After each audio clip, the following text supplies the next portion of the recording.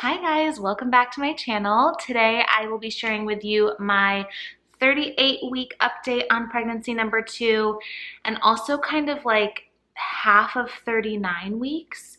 I know that I told you I was going to be doing one of these every week for the rest of my pregnancy, but there has been so much that's happened over this last week, and I hit my new week halfway through the week. So I want to share with you what happened during week 38 and then also what's happened during the first half of week 39. And then I'll share with you guys what's happening next week when we get there. So I am going to be sharing quite a few interesting things. So first I'll be talking a little bit about kind of what's been happening this week with my body, how I've been feeling, and then I'm also going to be sharing with you what I've been doing to naturally induce labor, which obviously has not worked yet because I'm still pregnant, but I'm going to share it with you anyway in case you are wanting to get some like tips and tricks on natural ways of induction. So without further ado, let's go ahead and get into it. So I turned 38 weeks last Wednesday, so it's been a week and a half now. I mentioned in my last update I went to my 38-week appointment. Nothing had really changed in terms of my dilation or effacement. I was still 1 centimeter dilated, 80% effaced. Apparently I just efface really quickly. I don't know, but still nothing's really changed. But I had a really interesting, I don't want to call it a scare because it's not scary going into labor. At least I'm not like afraid of it. But I really had a night last Saturday where I like thought I was going to go in labor. So we had my in-laws over to do a little Father's Day celebration. It was the Saturday before Father's Day, which also happened to be my husband's birthday. So we were celebrating Father's Day, his birthday. We had them over to do a little game night. And starting around probably like 5 o'clock, I was getting I had a ton of pain like in my cervix. It felt like the baby was just like resting her head on my cervix. Like it was so painful. And the pain wasn't really accompanied by any contractions at that point. Like I wasn't getting contractions. It was just from her movement. But as the evening went on, the pain just got worse and worse. And it just literally felt like she was like trying to like dig her way out of my vagina. So it was incredibly uncomfortable. When we were doing games at the kitchen table, I couldn't even sit down in the seat. I was like standing and swaying from side to side for literally like 4 hours while they were here. So it was really bizarre. I had not, I've had like little lightning shots of pain in my cervix for a few weeks now, but it had not been that consistent. And so I was just like, man, this is really bizarre. Like this does not feel like it normally has. It feels like maybe the baby is like getting into position and she's like ready to come out. So I ended up having to kick everybody out probably about 9:30. I was like, I'm sorry, I love you guys. I just like have to go lay down. Like I'm in so much pain. I'm so uncomfortable. So they all left, and then my husband and I went upstairs to go to bed, and that's around the time when contractions started. So I was getting like pretty consistent contractions every 5 to 6 minutes, painful for another, let's see, that was 9:30, 10:30. For like 6 hours. So we were upstairs, I had washed my face, I was getting painful contractions every 5 to 6 minutes, and finally around 11:30-ish, I decided to call my doctor. He wasn't working last weekend, so I called like his on-call person. And I don't know what happened, but apparently the answering service took like 3 hours to get the doctor my message that I had called. So it's like 11:30, I call the doctor, I'm like, I don't know what's going on. I feel a ton of pressure. It's really painful. I'm having these contractions. Like, I don't know what to do. And I didn't hear back from her until like 2:30 in the morning. So by that time, my husband had gone to sleep. I was still awake. I could not fall asleep. So I came downstairs from like 2 a.m. to 4 a.m. and just like, I did some like sidestepping on our stairs. I sat on my birthing ball, just kind of like tried to see if I could get them to get any more intense. They never really got more intense. And then by about, I mean, even when the doctor called me back, even when she called at like 2:30, I didn't answer. So I didn't hear her voicemail until like 3. So by that time, when she left a voicemail, she's like, hey, if you're still feeling this pressure, like I suggest you go to the hospital and get checked out. And by that time I was like, I don't think these are going anywhere. They're not getting any more intense. I don't really feel like calling my mom to drive 30 minutes up here to stay with Charlotte so that we can go to the hospital and just be told that I'm not in labor. So I opted to not do that. I stayed up for a little bit longer, and lo and behold, around 4 a.m., they totally went away. The pain went away. It was like nothing ever happened. And then on Father's Day, I had a few painful contractions here and there, like I had on Saturday. But since then, not only have I not had any pain like that, I've had like no contractions whatsoever, which is like really crazy because I've been getting Braxton Hicks since, I don't know, I was in my second trimester. Like I've been getting consistent Braxton Hicks forever and ever. I've told you guys about it. And this week after that scare, it's just like literally nothing has happened. Like nothing is painful. I'll still get Braxton Hicks every once in a while, but they're not painful. They're like barely even uncomfortable. I get some pain in my cervix every once in a while, but again, like it's not consistent. It's just bizarre. Like I really thought that I was going into labor and nothing happened. And now it's like, I was just talking to my mom earlier today, and she's like, yeah, I thought you were like ready to have that baby like 2 weeks ago. And now it seems like you've got more energy. You're like moving around better. Like, I don't know what's going on. So that's kind of where we're at in terms of labor. We're not at anywhere. So I have no idea how much longer I'm going to be pregnant, but that leads me to the next thing that happened over this last week. So on Tuesday, I went to my 39-week appointment. I was actually 38 weeks and 6 days on Tuesday. And I mentioned in a couple of my previous videos that I had some slightly elevated blood pressure for the last few times I had gone to the doctor, but they hadn't found any protein in my urine or anything like that. So the doctor said he wasn't concerned. So on Tuesday, I went in and my blood pressure was elevated again, around the same range. It was like 135 over 80 something. But this time they did find protein in my urine. So he, at that appointment, he asked me what my timeline looked like, and I knew exactly what he was asking. He wanted to know, like, are you ready to get induced?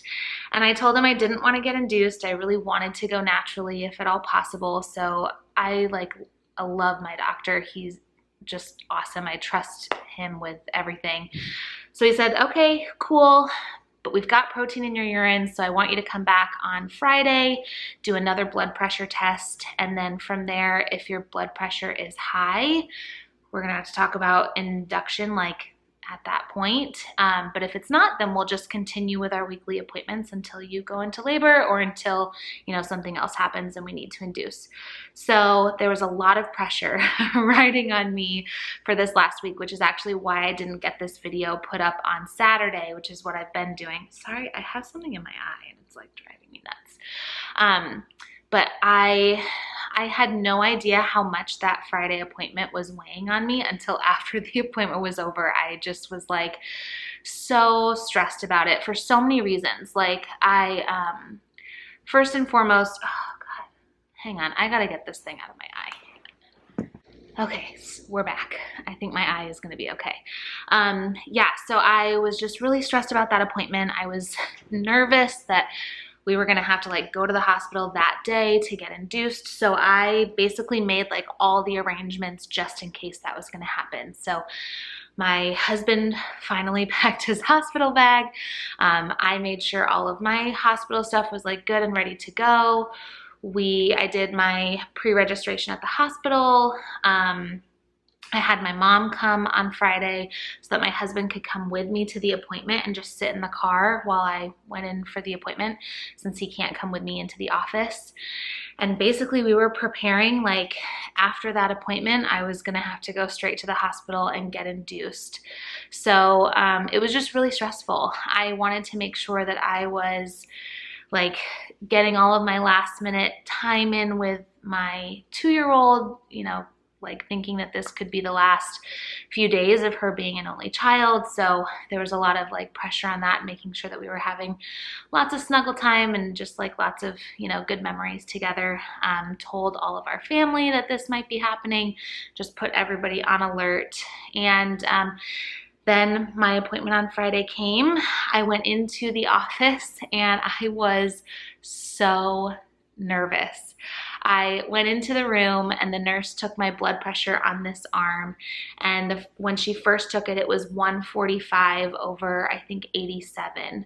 And they say that anything over 140 for the top number or over 90 for the bottom number means, and with protein in your urine means like you've got preeclampsia. So it was 145 over 87, and I told her, I was like, oh my God, I'm so nervous. And she's like, well, let's just try the other arm.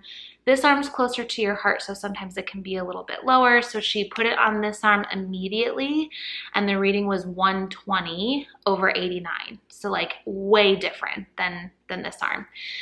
So she told the doctor that. The doctor came in and he was like, no, that's weird. Like they can be a little off, but they shouldn't be that off from one another. So he took my blood pressure a third time back on this arm himself, and his reading was 132 over 82, I believe. So he's like, okay, that's what we're going with. Like, I'm cool with that. I'm good to just like keep doing what we're doing and like holding out and waiting until baby comes on her own. He did a quick check of her heartbeat as well. He didn't check my cervix or anything. He had checked it on Tuesday. Oh, I forgot to mention that. Still the same. Baby's high, 1 centimeter dilated, 80% effaced. Nothing's changed. But he was like, okay, we've got our next appointment scheduled for next Tuesday, so I'll see you then, unless you go into labor this weekend, and like, we're all good to go. So I left that appointment, and I can't even tell you how relieved I was. I had been like telling myself like, okay, if you have to get induced, it's fine. It's not the end of the world. It's gonna be okay. But I didn't really realize how much I truly didn't want to be induced until after that appointment. I was like, thank goodness, I don't have to go through that. So I'm really, really happy that we're back on track for as much as we can be with my like birth plan. I'm keeping track of my own blood pressure. My mother-in-law lent me her like blood pressure like at home cuff so that I can keep track of it for a while, and just like keep monitoring any symptoms that I might have, like headaches or weird vision or anything like that, or swelling. So yeah, that's kind of where we're at right now. So all is good. So that's it on kind of how I've been doing. No real new symptoms or anything like that. Just kind of taking it day by day. I did want to talk a little bit about induction methods that I've been trying at home. The first one that I've been trying is evening primrose oil.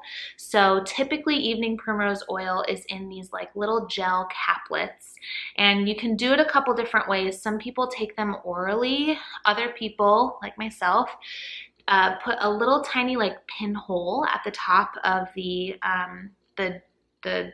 pill basically, and then you stick it up your vagina like as far as you possibly can until it's like hitting your cervix, and it's supposed to help efface your cervix. I did that same thing when I was pregnant with Charlotte. I did evening primrose oil every single day for 3 weeks with her, and it never worked. So I was like not too like excited to do it this time either, but my sister-in-law was like, I know a girl who just did this, and like 30 minutes after she put it in, she went into labor. And I was like, whatever, I guess I'll try. I am somebody who does a ton of research when it comes to induction methods, and if there's really any major like potential risk at all, I won't do it. So that's one of the reasons why I feel okay with doing evening primrose oil, because there really isn't a ton of risk associated with it whatsoever. Like it can't really do anything to the baby. Like it's not gonna hurt you in any way. So I felt comfortable doing it again, and I was like, what the heck? I mean, either it doesn't work again or it works like this other woman and I go into labor in 30 minutes. So I've been doing that every day for the last like week or so. So starting at like 38.5 weeks till now, I've been doing that.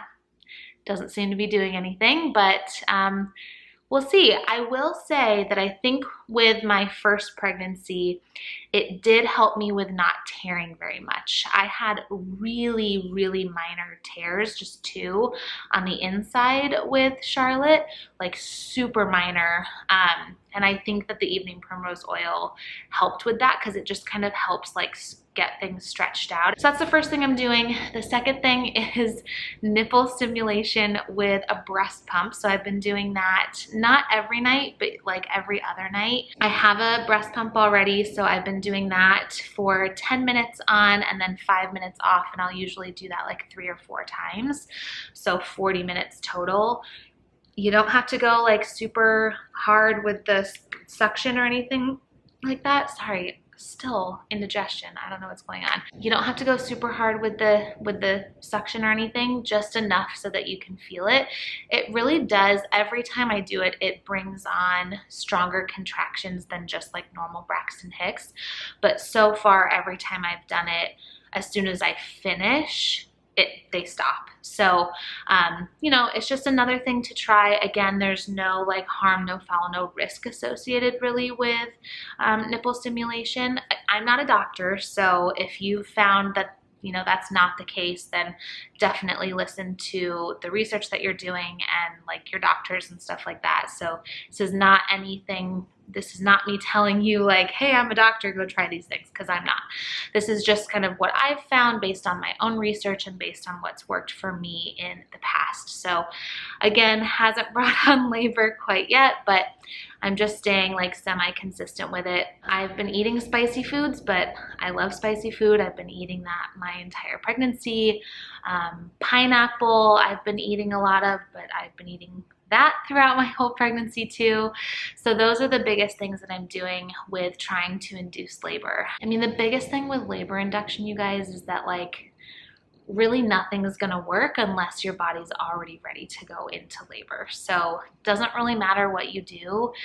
If your body's not ready, if your baby's not ready, it's not gonna work. And I am of the mind that if you do try some sort of induction method and it happens to work like immediately, it's because you were probably already gonna go into labor anyway. So that is pretty much it for this week and a half pregnancy update. I will be keeping you guys updated here and on my Instagram handle. If you're not following me there, please follow. I'll have my Instagram handle down below here so you can find me there. I'll be updating you guys on anything that's going on, and if I go into labor, fingers crossed, in the next few days. So yeah, hopefully, I'm sure I'm gonna get you a 40-week pregnancy update. Let's all be honest. I am not lucky enough to go into labor before my due date, but I will hopefully be in labor soon, just a few days away at the very most. So I'm really excited to keep you guys updated on all of that. I will see you in the next video. Please don't forget to subscribe if you're new, hit the thumbs up button if you like this video, and hit that bell notification to make sure that you are updated on all my newest videos. Thanks guys. Bye.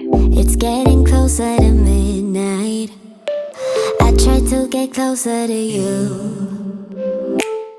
Drinking courage from my red cup now. I will soon make a move.